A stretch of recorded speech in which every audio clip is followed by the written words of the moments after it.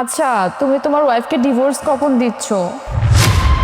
আরে বাবা, ডিভোর্স তো দিতেই চাই, কিন্তু আমি ডিভোর্স দিতে চাইলে তো হবে না, ওকেও তো ডিভোর্স দিতে বাধ্য করতে হবে। তুমি কোনো চিন্তা করো না, আমার মাথায় একটা প্ল্যানিং আছে। এমনভাবে খেলবো যেভাবে হোক আমি ডিভোর্সটা নিয়েই ছাড়বো। আর তাছাড়া আমার তো ভালো লাগে না ওর কাছে থাকতে, বোঝো না? আমার তো ভালো লাগে তোমার কাছে থাকতে। জানি আমি।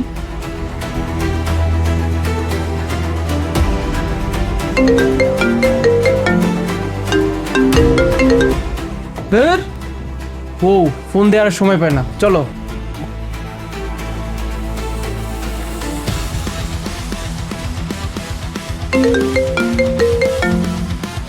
আচ্ছা রিসিভ করো তো, দেখো আপদটা কি বলতেছে।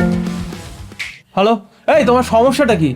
ফোন যে একবার কেটে দিলাম, বুঝতে হবে যে একটা মানুষ ব্যস্ত আছে, বারবার কেন ফোন দিচ্ছ? বললাম তো মিটিং আছে আমি। তুমি কোথায়? আবার বলে আমি কোথায়? এই সময় আমি কোথায় থাকবো? আমি মিটিং এ আছি, ব্যস্ত। ফোন কেন দিছো বারবার এভাবে? ও আচ্ছা, তুমি মিটিংয়ে আছো।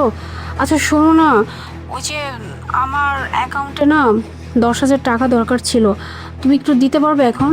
দেখো, আমি এখন কোনো টাকা পয়সা দিতে পারবো না, একটা ইম্পর্টেন্ট মিটিং এ আছি, ক্লায়েন্ট আমার সামনে বসে আছে। আমি এখন তোমার সঙ্গে কোনো কথা বলতে যাচ্ছি না, ফোনটা রাখো প্লিজ।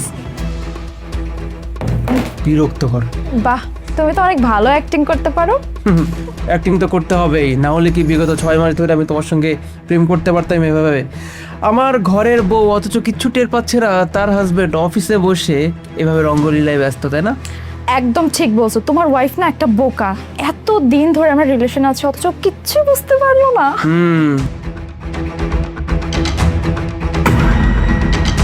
বাহ, এই তাহলে তোমার ইম্পর্টেন্ট মিটিং না? হ্যাঁ, খুব ইম্পর্টেন্ট মিটিং চলতেছে। এতটাই ইম্পর্টেন্ট মিটিং যে আমাকে জাস্ট 10,000 টাকা অ্যাকাউন্টে পাঠাবে এই সময়টা পর্যন্ত নেই, তাই না সাজিদ? মোনা, তোমার কথা একটা ভুল হচ্ছে। ও তো আমার ক্লায়েন্ট, একটা ইম্পর্টেন্ট ব্যাপার, আমি ওকে একটা মানে পরামর্শ। আচ্ছা, এইটা তোমার ক্লায়েন্ট? হ্যাঁ, তোমার ইম্পর্টেন্ট মিটিং হচ্ছে এই ক্লায়েন্টের সাথে?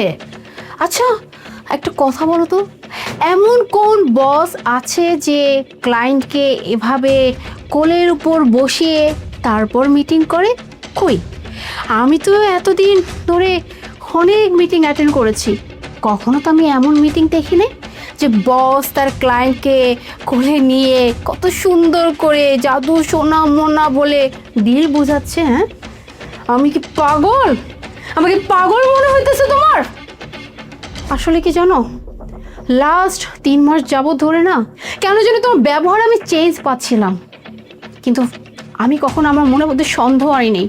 তার কারণ একটাই, কারণ আমি তোমাকে অন্ধের মতো ভালোবাসি, অন্ধের মতো বিশ্বাস করতাম। কিন্তু আজকে আমি নিজের চোখে আমি যা দেখছি, দেখার পর আমি বিশ্বাস করতে পারতেছি না যে আমার হাজবেন্ড এত জঘন্য একটা মানুষ। মোনা, মোনা তুমি ভুল বুঝতেছো, এমন কোনো কিছুই না। জাস্ট একটা অফিসিয়াল ম্যাটার, আমি ওর সঙ্গে একটু ক্লোজ ভাবে ওকে একটা ব্যাপারে আমি পরামর্শ দিচ্ছিলাম। আসলে ও একটু ইমোশনাল, তো ওকে আমি কিছুক্ষণ আগে বকা দিয়েছিলাম, অনেক কান্না করছিল। তা শাট আপ সাজিদ, আর কত? হ্যাঁ, আমার সামনে তুমি তোমার গার্লফ্রেন্ডকে নিয়ে দাঁড়িয়ে আছো, এখনো মিথ্যের উপর মিথ্যা কথা বলতেছো। হ্যাঁ, কি শাক দিয়ে মাছ ঢাকতে যাচ্ছ? লাভ নাই তো, মাছ তো আমি অনেক আগেই দেখে ফেলছি। হ্যাঁ, আমি তোমাকে যখন ফোন দিছি তখন আমি তোমার গেটের বাইরে দাঁড়িয়েছিলাম। আমি আজকে অনেক অনেক খুশি মনে তোমার সাথে দেখা করতে আসছিলাম, তোমার জন্য আমি একটা গিফট নিয়ে আসছিলাম। কেন যাবো? কারণ আজকে আমাদের ম্যারেজ অ্যানিভার্সারি। ও আচ্ছা, আমি তো এইটাই এখন বুঝতে পারছি যে তুমি তো আমাদের ম্যারেজ অ্যানিভার্সারি ভুলে গেছো। আজকে যে আমাদের ম্যারেজ অ্যানিভার্সারি সেইটা পর্যন্ত তোমার মনে নাই।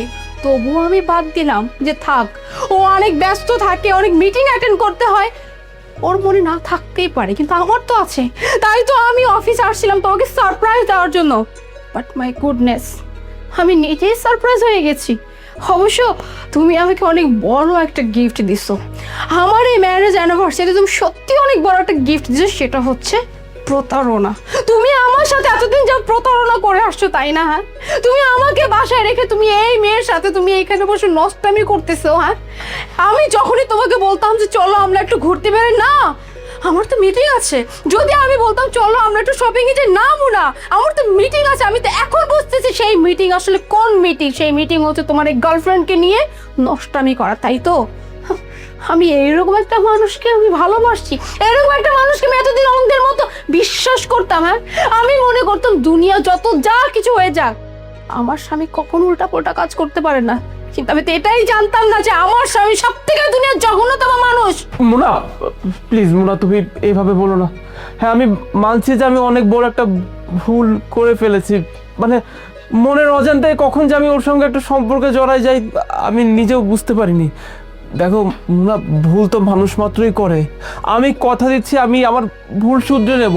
আমি আজকের পর কখনো আর ওর সঙ্গে কোনো যোগাযোগ রাখবো না। প্লিজ এভাবে বলো না, তুমি আমাকে মাফ করে দাও না মোনা, প্লিজ। মাফ চাইতেছো তুমি আমার কাছে? হ্যাঁ, এতটা নির্লজ্জ তুমি কবে হলে? হ্যাঁ, নিজের গার্লফ্রেন্ডকে সাথে নিয়ে বউয়ের কাছে ধরা খাইছো, আবার এখন মাফ চাইতেছো? তোমার কি মনে হয় তোমার মতো একটা চরিত্রহীন মানুষকে আমি মাফ করব? সাজিদ, একটা কথা কি জানো, যে কথা আছে না, কয়লা ধুলে ময়লা যায় না? পুরুষের চরিত্র ঠিক তেমনই। পুরুষের চরিত্র যখন একটা বার নষ্ট হয়ে যায় না, কোনোভাবেই সম্ভব নয় চরিত্র ঠিক করা। তুমি কি ভাবছো? হ্যাঁ, তুমি আজকে এই গার্লফ্রেন্ড নিয়ে আমার কাছে ধরা খাইছো, তোমাকে আমি মাফ করবো, তুমি পরের দিন আর একটা মেয়ে নিয়ে ফষ্টি করবা, আমি সেটা তোমাকে অ্যালাউ করবো? নেভার। শোনো, আমি আজকে এই মুহূর্তে তোমার সাথে আমি সব সম্পর্ক শেষ করলাম। আর শুধু সম্পর্কই শেষ করলাম না, মনে আছে তো? হ্যাঁ, এই এন্টায়ার অফিস এটা কিন্তু আমার, এই কোম্পানিটাও কিন্তু আমার।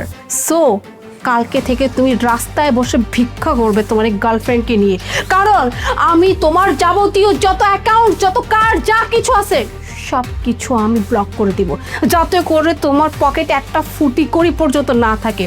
তাহলে তুমি বুঝবা কি রেখে কিসে হাত দিছিলা। ময়লায় হাত দিছো না, এখন এই ময়লা নিয়েই থেকো, কেমন?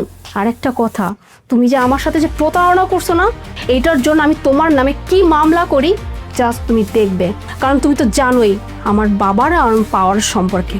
আর এই যে happy anniversary to you. Mona, এই মোনা।